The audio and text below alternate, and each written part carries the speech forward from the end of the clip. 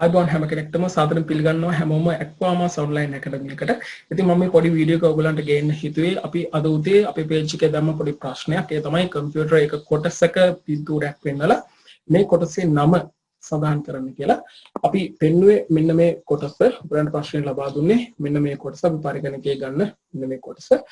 අපි යමු පොඩ්ඩක් ප්‍රශ්නයට. ඒ ප්‍රශ්නේ කොහොමද තිබුණේ කියලා බලන්න. ඊට පස්සේ මම ඒකට නිවැරදි පිළිතුර පොඩ්ඩක් විස්තරාත්මකව ලබා දෙන්නම්. ඒ සඳහා තමයි මම මේ පොඩි වීඩියෝ එක ගෙනාවේ. අපි ඉස්සෙල්ලාම බලමු කොහොමද මේ ප්‍රශ්නේ තිබුණේ කියලා.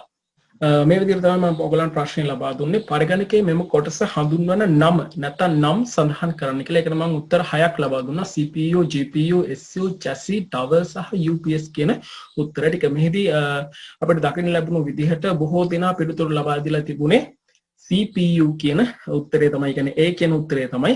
14ක පිරිසක් මේ C කියන උත්තරය ලබා දීලා තිබුණා. තවත් සමහර පිරිසක් UPS කියන උත්තරෙත් ලබා දීලා තිබුණා.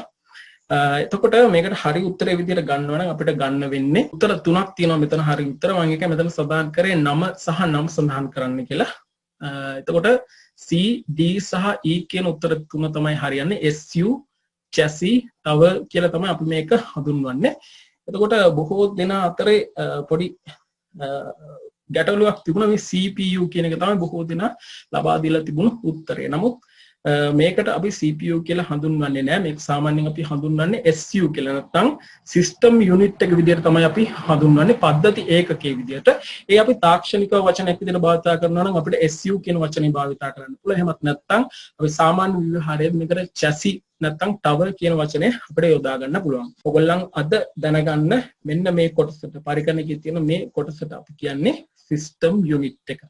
නැත්නම් SU එක. එතකොට අපි බලමු ඇයි සමහර කට්ටියක් මේකට CPU කියන නම යොදන්න හේතුව කියලා.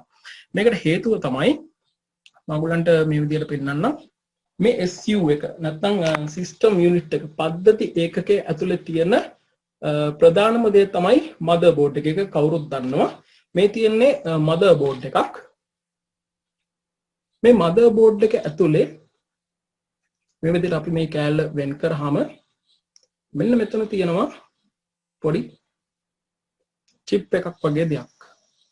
මේකට තමයි අපි CPU කියලා කියන්නේ. මේක මයික්‍රෝ ප්‍රොසෙසර් එක. කියන්නේ පරිගණකයේ හරියට බැලුවොත් නම් මේක පරිගණකයේ මොලේ වගේ තමයි වැඩ කරන්නේ CPU එක. එතකොට බොහෝ දෙනා මෙන්න මේ SU එක නැත්නම් සිස්ටම් යුනිට් එකට CPU එක කියන්න හේතුව විදිහට මම දකින්නේ මේ CPU කියන පොඩි කෑල්ල තියෙන්නේ මදර්බෝඩ් එකේ. මදර්බෝඩ් එක තියෙන්නේ මේ සිස්ටම් යුනිට් එක ඇතුලේ. ඒ හන්දා සමහර කෙනෙක් ඒ දවස්වලදී ධම්ම ඇහුණු විදිහට ඒක උච්චාරණය වෙලා මේකට නිකම්ම CPU කියන වචනය දැන් නිකම්ම භාවිතයට ඇවිල්ලා තියෙනවා කියන විශ්වාසය තමයි මට තියෙන්නේ. නමුත් මම මේ වීඩියෝ එක මේ විදිහට පොඩ්ඩක් විස්තරාත්මකව ගෙනෙන්න හිතුවේ ඔයගලන්ට කියලා දෙන්න. CPU එක කියන්නේ මෙන්න මේ වගේ පොඩි දෙයක්. අපි ලබා දුන්නු ඡායාරූපයට අදාළ නම වෙන්නේ ඒක SU එක. ඒ හන්දා ඒ දෙක පටලව ගන්න එපා.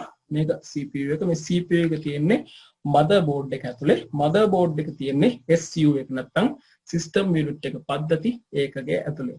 මම මේ විදිහට වීඩියෝ එකක් ගෙනෙන්න හිතුවේ මේ මෙතන වෙච්ච පොඩි පටලැවිල්ල හන්දා. යන්දා මම හිතනවා මේ පටලැවිල්ල ඔයගොල්ලන් මේ විදිහට ලියා ගන්න ඇති කියලා.